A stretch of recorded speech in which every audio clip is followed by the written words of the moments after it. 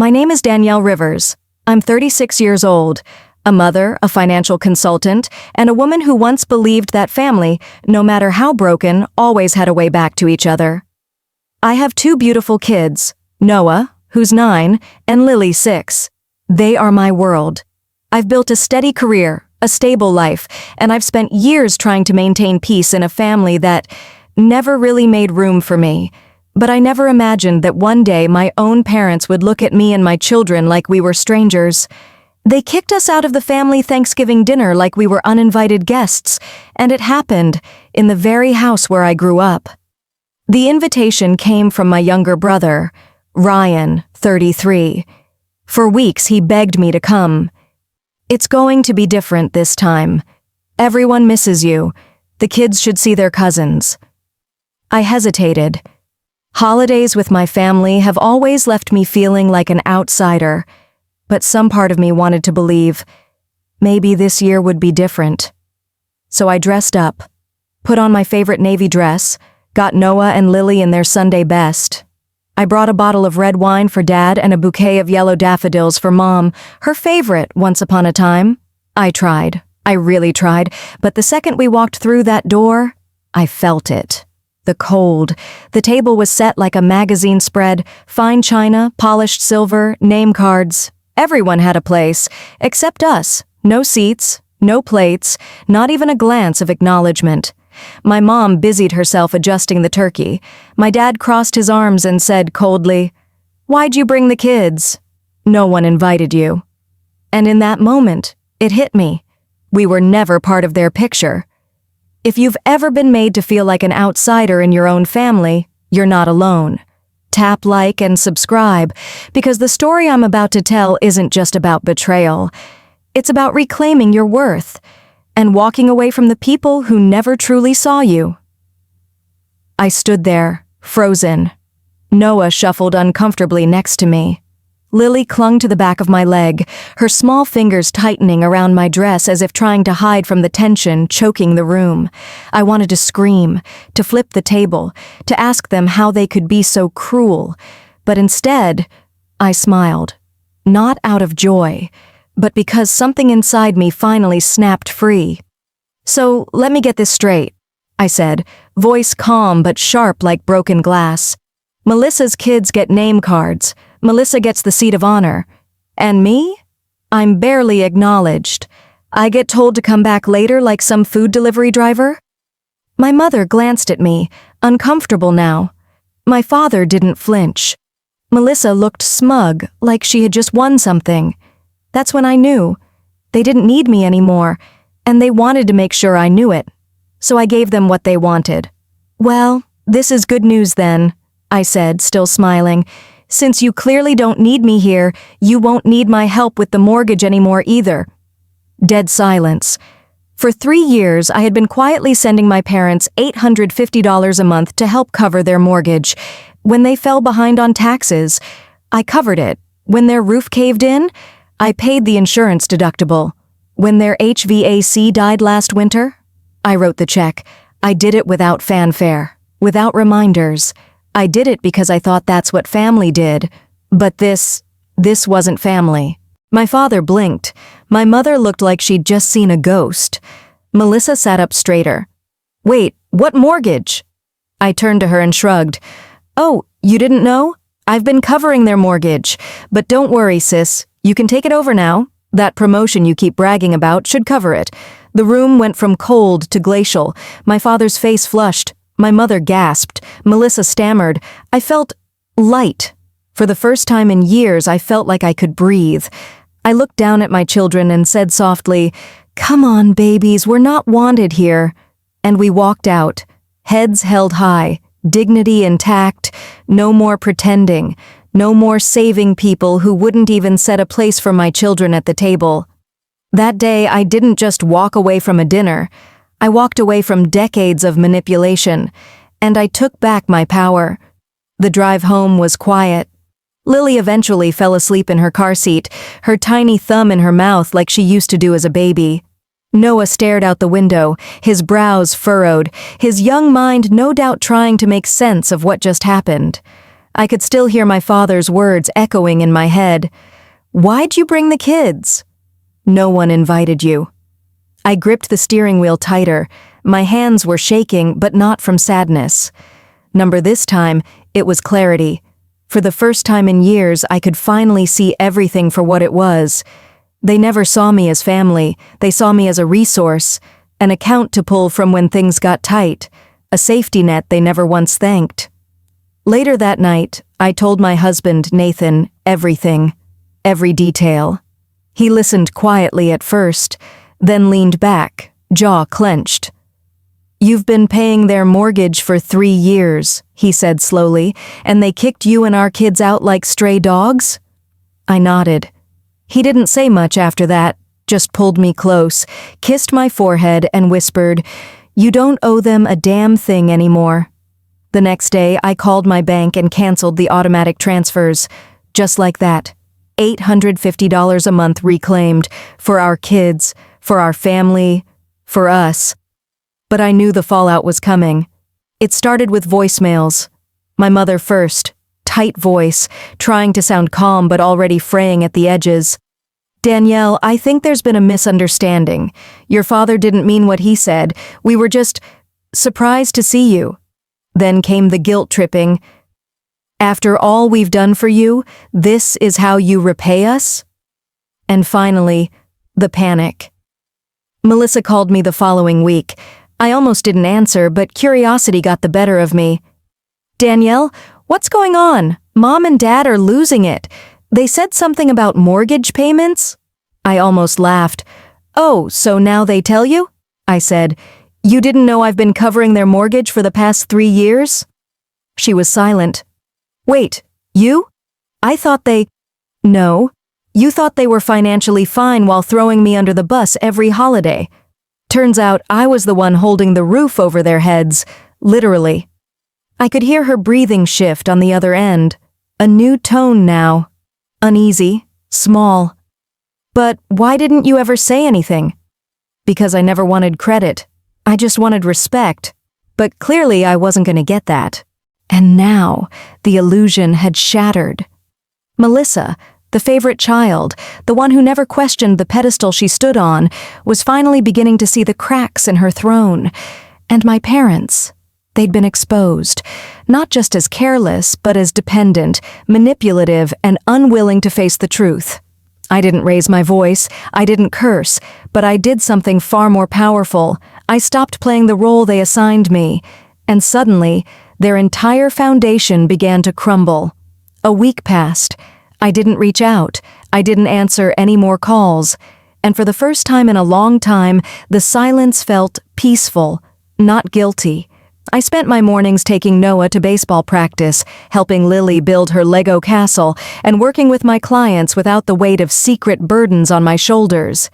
But peace doesn't last long in a house built on manipulation.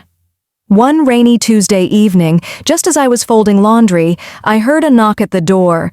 It was Ryan, my younger brother, soaked to the bone and looking like he hadn't slept in days. "Hey, can I come in?" I let him inside.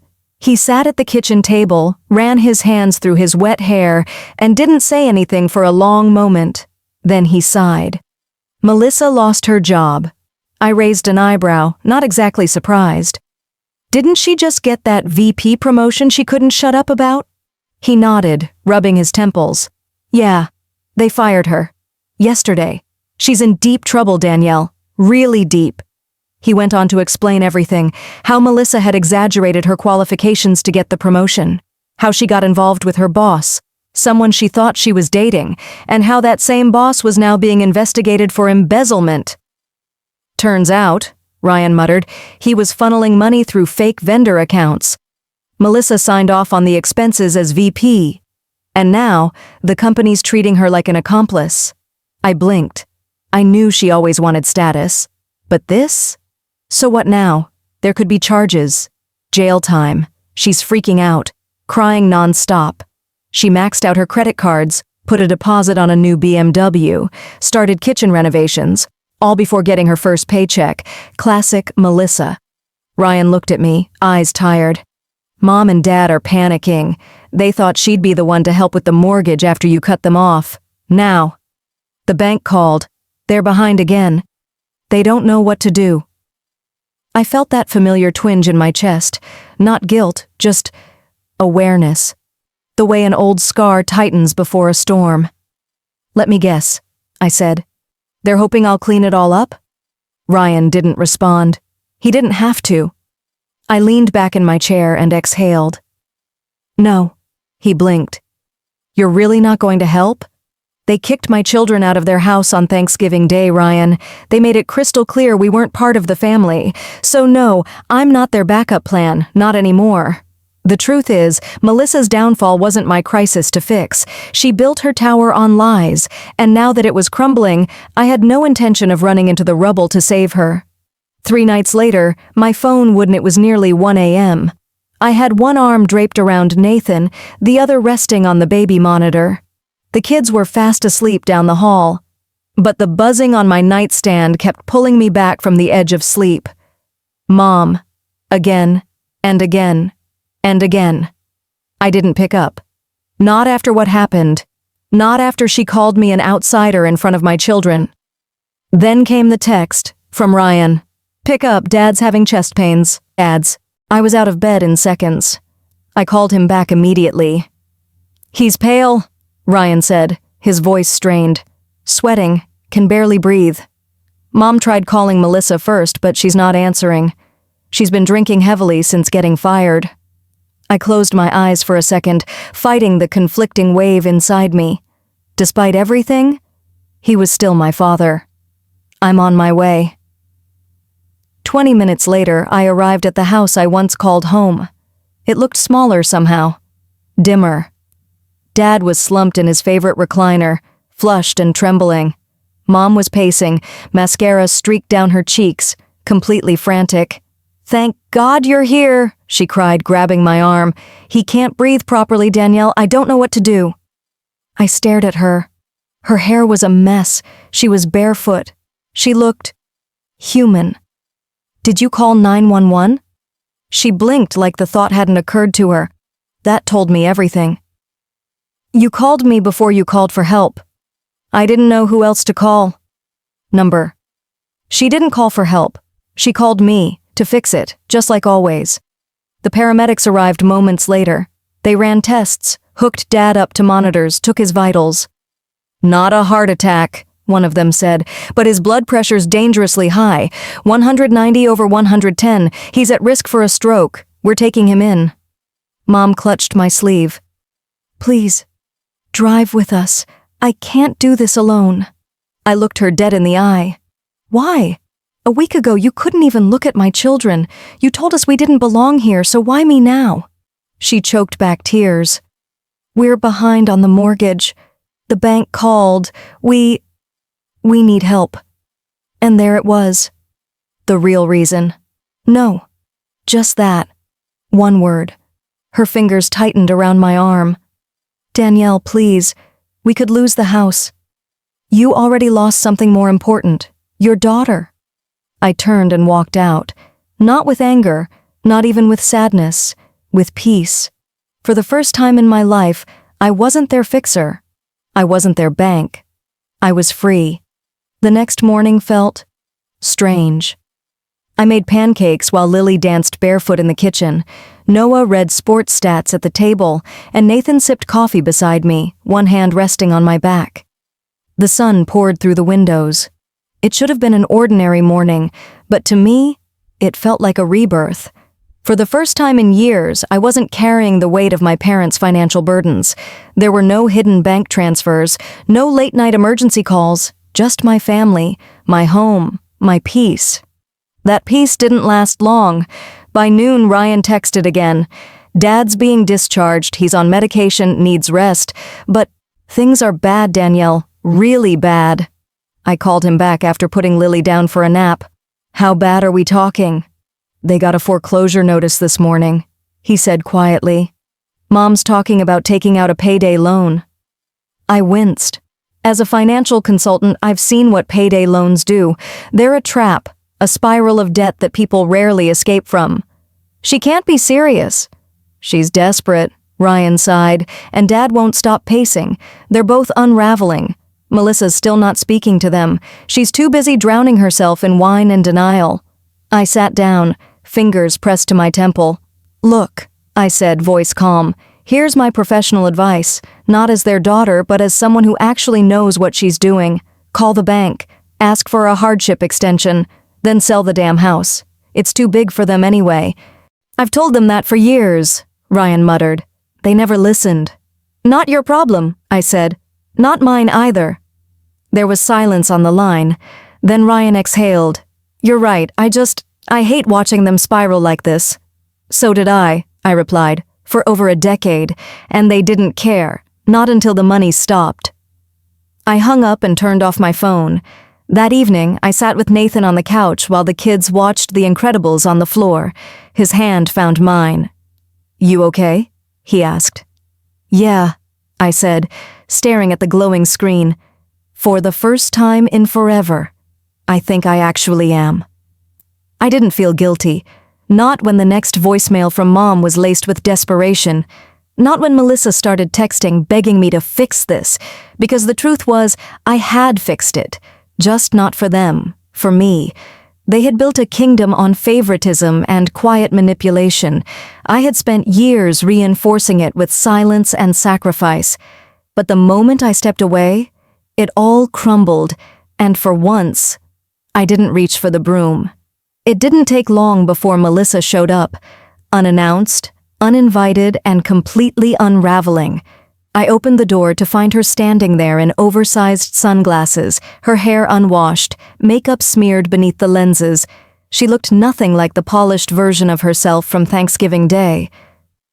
Danielle, she whispered, voice shaking. Can we talk? I didn't say a word, just stepped aside. She walked in slowly, like the weight of her decisions was finally catching up to her. When she sat on the couch, she couldn't even look at me. I'm sorry, she finally said. I know I've been awful to you. I need help. I folded my arms. Now you need me. But when I was paying Mom and Dad's bills in silence, I was invisible. When they threw me and my children out in front of you, you said nothing. She started to cry, real messy crying. I thought they loved me more because I was doing something right. But all this time I was just their favorite lie. And you were the one holding everything together. I stayed silent, letting the weight of her words sit between us. Please, she begged, I'm facing charges. I need a lawyer. Mom and Dad need help. If you don't step in, they'll lose the house. I looked her dead in the eye. They already lost something more valuable, and so did you. She blinked. What? Me. And with that, I stood up and opened the door. You chose status over loyalty, appearances over blood. You made your choice, Melissa. Now live with it. She left with slumped shoulders and nothing but her own regret. And I stood there, unshaken, because I had finally learned guilt is what they gave me. Boundaries are what I give back. 2 weeks after I closed the door on Melissa, life settled. Not magically, not instantly, but slowly, like morning mist lifting off a lake. The phone stopped ringing. The texts dwindled. The silence was no longer heavy. It was liberating. We celebrated Lily's 7th birthday at home. Nathan baked a lopsided unicorn cake. Noah made her a card covered in glitter. And Ryan, sweet, loyal Ryan, showed up with balloons and a dollhouse he'd assembled himself. No drama, no staged smiles, just laughter, warmth, and love that didn't need to be earned or proven. That night, after the kids had gone to bed, I sat on the couch with Nathan and Ryan, watching old home videos on the TV. In one clip, baby Noah was toddling through the kitchen while Lily giggled in her high chair. I felt something bloom quietly in my chest. This is family. Not the people who share your blood, but the ones who show up when you fall apart. The ones who celebrate your joy without resentment. The ones who love you, not for what you give, but for who you are. My parents? They never called again. Melissa? I heard she took a plea deal, no jail time, but she had to repay a mountain of debt and was now working a basic call center job. Her fall from the pedestal was hard and public. I didn't feel satisfaction, just distance, like watching a storm pass far away from the safety of dry ground. Instead of sending $850 to support people who belittled me, I funneled that money into our kids' college fund. We opened a savings account for future travel, and we painted the nursery for our baby girl, due in 3 months. Each decision was a brick in the foundation of a life I chose, not one I inherited through obligation. And no, I don't miss them. I miss the idea of parents who love unconditionally. But I've accepted the truth. Some ties are meant to be broken, so new roots can grow. A month later, my daughter was born. We named her Isla Grace, a name that felt soft, steady, and whole. Holding her in my arms for the first time, I remember thinking, this is what legacy means. Not old family homes, not expectations, not empty obligations, but love, security, and peace. We didn't tell my parents. We didn't send photos. They hadn't earned the right to witness this part of my life. Somehow, though, they found out. A few days later, my phone buzzed with a number I hadn't blocked yet. My mother. The voicemail was shaky, desperate. "Danielle, we heard about the baby. Please, we want to see her. You can't shut us out forever. We're family." No, I thought. We were family. Until you made my children feel like strangers in your home. Until you looked at me like I was a burden, not a daughter. I blocked the number without replying. When they sent a birthday gift for Lily, an overpriced toy and a card written like nothing had happened, I donated it to the local shelter. Lily never even knew it came. Meanwhile, Ryan gave me quiet updates here and there. Melissa had lost her apartment, sold her car. She was repaying $75,000 in restitution and was on 3 years probation. She was working a job she once would have mocked, answering phones at a call center for minimum wage. My parents were losing the house. After missing multiple payments, they had received their final foreclosure warning. The dream home they clung to like a trophy was slipping away. I didn't laugh. I didn't gloat. I simply didn't care. For so many years, I was the one rushing in to fix everything. But now, I didn't owe anyone rescue. I didn't owe anyone comfort. That energy now belonged to my kids, my husband, and my newborn daughter. The people who never made me beg for a seat at the table. Some might call it cold. I call it clarity. You can forgive people in your heart and still keep them far away from your peace, and that's exactly what I chose to do. It's been 4 months since I walked away. For real this time. 4 months since I blocked their numbers, stopped answering the guilt-laced voicemails, and chose to build something better with the people who truly love me. Since then, I've slept better, smiled more. I've set new personal bests at the gym. I've added over $5,000 to each of my kids' college funds, money that used to vanish into a mortgage for a house I was never welcome in. I used to wonder if the guilt would creep in, if I'd wake up one day and question my choice. But it never came. Not once. Because deep down, I know I didn't walk away from family. I walked away from emotional debt, from being the family fixer, from a toxic cycle that would have swallowed my peace whole.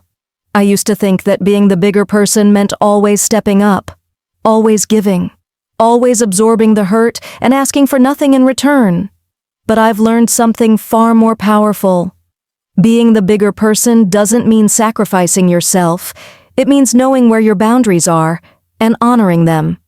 I'm raising my children in a home where love isn't conditional, where no one is favored at the expense of another, where apologies are spoken, respect is mutual, and loyalty doesn't have a price tag. My real family? They're not the ones who share my DNA. They're the ones who sit beside me on hard days, who laugh with me during late-night movie marathons, who made space for me when others shut the door.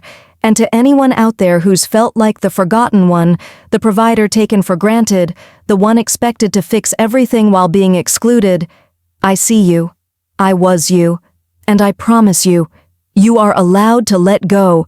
You are allowed to choose peace. You are allowed to stop saving people who never once saved you. Thank you for listening to my story. If it resonated with you even a little, please like this video, share it with someone who needs to hear it, and don't forget to subscribe for more real, honest stories like this one. Sometimes, the most powerful thing you can say to someone is simply, "No more," and mean it.